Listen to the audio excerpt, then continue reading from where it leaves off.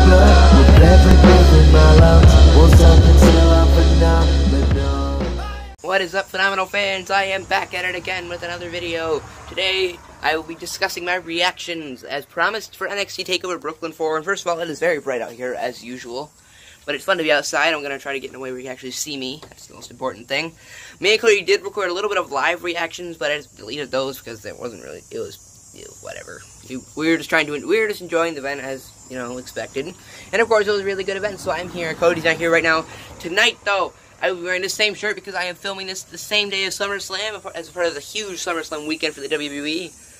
Tonight is SummerSlam. Faith and Anna will be here. Cody will be over, and throughout the entirety of the event, for every single match, all 13 of them, I will keep my camera up to record our reactions. And then after the event, I'll watch all the film. I'll edit out certain parts that are really good. So it may take a couple days to put it up, but we'll have just like we did last year for a couple matches, and we'll have pure live reactions. It'll be really fun because we've been going crazy lately for pay-per-views. WrestleMania, we were all there.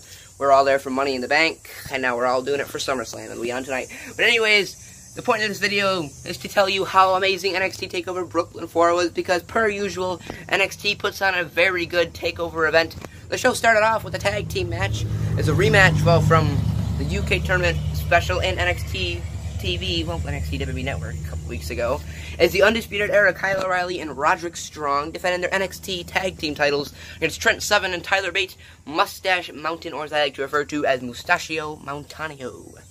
Yes, because they're going from Brits to Italians. But okay, we didn't see much of this match because we were out to eat. We were eating some dinner, and the show started at 7, and we left like at 6. Something took forever to get our food. But I caught a little bit of the beginning. Just that was like when it was just matches building up, a little bit of rest holds. Like, you know, you gotta have that to get the match going. But then the end of the match happened. We had a lot of good moments. Trent Seven hit the 7 Stars Lariat, which is his finishing move. Kicked out at 2. I think it was Kyle O'Reilly that was legal. We also had a spot with the modified burning, like the Tyler Rex version of the burning hammer, but not the actual burning hammer. You drop him on the head. Just the modified burning hammer. He had him up for the burning hammer. Tyler Bate went up. It was like a burning hammer, top rope knee combo thing. That was a really good tag team move. I thought it could have been over right there.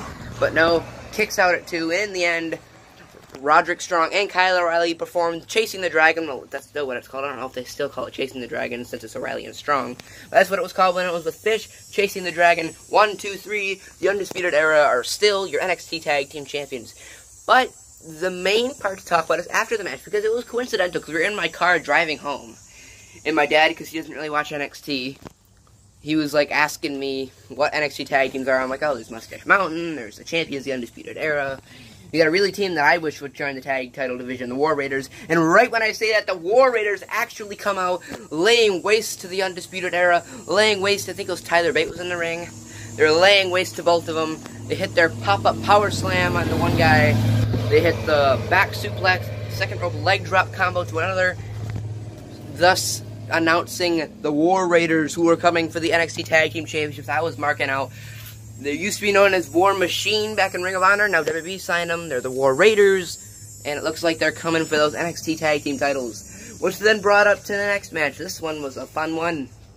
Interesting one. Note, as per usual, the Velveteen Dream is a really weird storyline. Like a storyline with Aleister Black about saying my name that Cody is obsessed with. That's all he does when Velveteen Dream's out. Say my name. His storyline with Aleister Black. He had Cassius. Oh no. Who did he face at New Orleans? New Orleans was in a ladder match. He faced Ricochet. And now it's EC3's turn to try to take down the methodical Velveteen Dream. This match was slow, I'll admit. It was pretty slow, but they had their insane moments.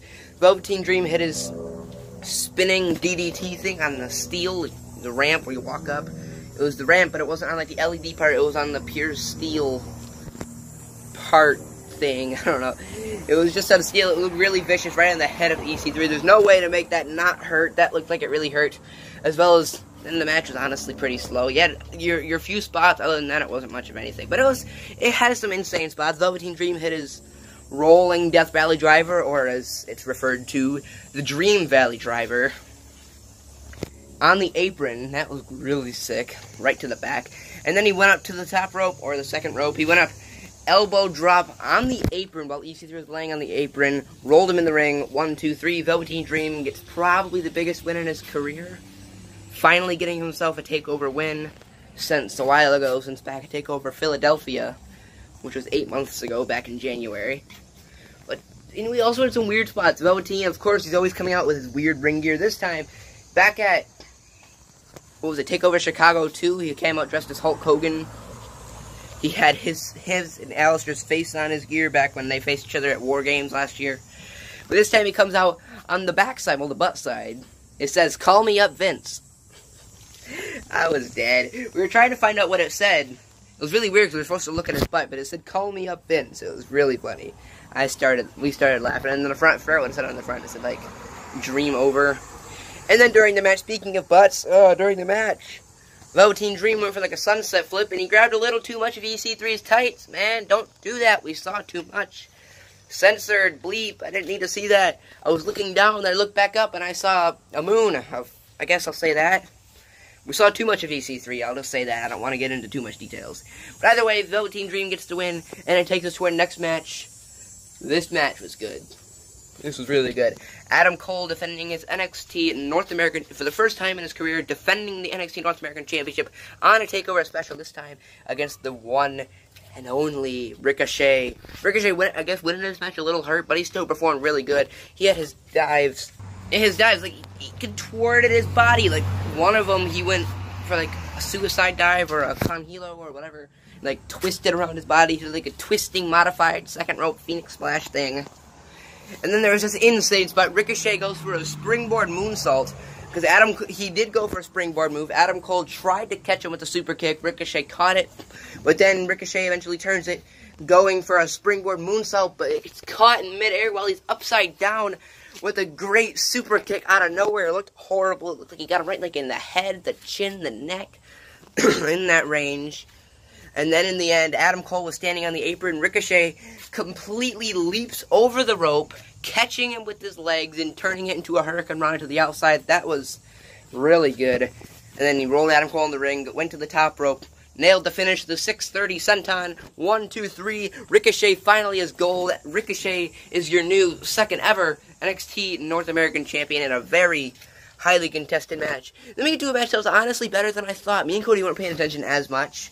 This is kind of like our breather because we're getting ready for Last Man Standing. But it was Shayna Baszler defending the NXT Women's Championship against the Pirate Princess, the winner of last year's Mae Young Classic, Kairi Sane.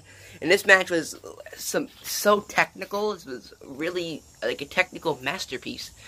Submissions everywhere. You have Kairi Sane putting in a bunch of like ankle leg submissions. Shayna Baszler's yanking on Kairi's ankles. Of course, you got Shayna Baszler's coquina clutch thing that she went for. But in the end, Kairi Sane went for her elbow, missed it. Baszler got her knee up. Probably got her right in the funny bone. That would have hurt.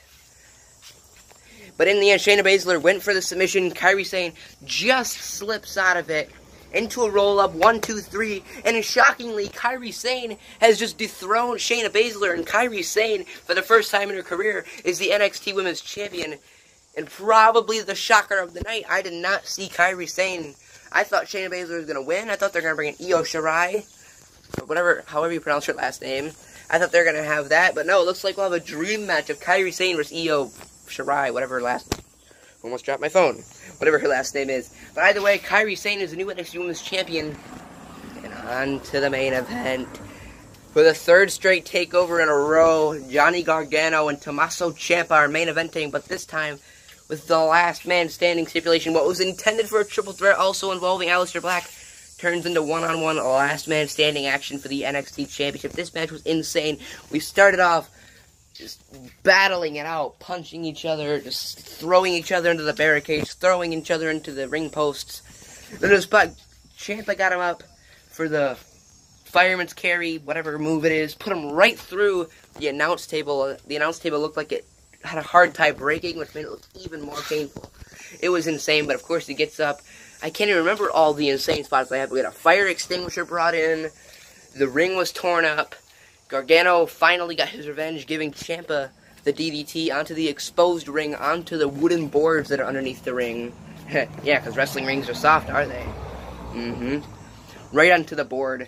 So many insane spots. We had Gargano stack this horrifyingly looking structure of some sort. He set up a wooden table on the outside, And then he got another table, flipped it upside down. I thought he was going to, because he had to get the legs pronged up. And he flips it upside down on the table. I'm like, okay, you have to get it set up so you can flip it over. You have 2 tables on top.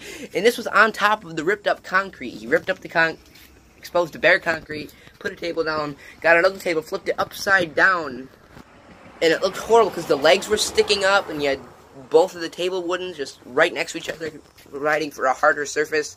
That was sitting there for at least a good 20 minutes. We're just waiting, not really 20 minutes, probably 15 minutes. We're just waiting to see who's going to be the unlucky one to go through, and eventually was Ciampa. Ciampa was on the apron trying to hold himself up. Gargano takes him off the apron. Ciampa falls through both tables as well as falling on the exposed concrete. And then they went towards the, of course, where they love to go, towards the LED the stage area.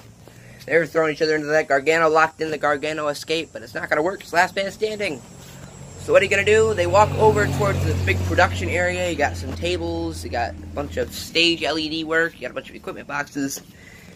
Gargano actually got rid of a pair of handcuffs before that. Handcuffed Ciampa, trying to like handcuff him down to make sure he stays down so like Ciampa could forcibly watch it. So Ciampa's handcuffed, so Gargano can then just super kick the ever-living heck out of him. But Ciampa still refusing to stay down. Gargano exposed his knee pad, went all the way back for more momentum, ran in and got him with the knee. But Gargano, oh, this is just such a painful, knowing that this was a legit injury. Gargano went flying with the exposed knee and banged his knee right into an equipment box. He went so fast, he went flipping over. It was crazy. Gargano was down clutching at his knee. Ciampa eventually got up. Tommaso Ciampa walks out, still your NXT champion. But the story of the match is Gargano, because I thought this was obviously scripted, he went for the knee. He practically cost himself the NXT championship. It makes for a good story, right? But then I go on YouTube and I go on Facebook and I see on my social media that Johnny Gargano could have possibly suffered a legit dislocated knee. So best wishes to Gargano. We do not need Aleister Black and Johnny Gargano both injured. So best of wishes to Johnny Gargano. And once again, NXT delivers with an amazing TakeOver special. What's new? Once again, 2018 drills it out of the park. 4th TakeOver. We got Philadelphia, New Orleans, Chicago 2, and now Brooklyn 4. And I thank you all for watching. Stay tuned. Seth Rollins will lose. I'm rooting against Seth Rollins. Stay tuned for SummerSlam. The loser of the predictions between me and Cody's got to drink a terrible combination of food items blended. The loser's got to drink 3 food items of the winner's choice. It's all blended up into an ugly, terrible smoothie thing. It's going to be horrible, so I better be winning predictions. Stay tuned tonight. We'll all be live reacting. The video will be up a couple days later, and the punishment will be up probably a couple days after that. But I thank you all for watching. Comment your thoughts on NXT TakeOver. Stay tuned for tonight, and I thank you all for watching. Cue the outro.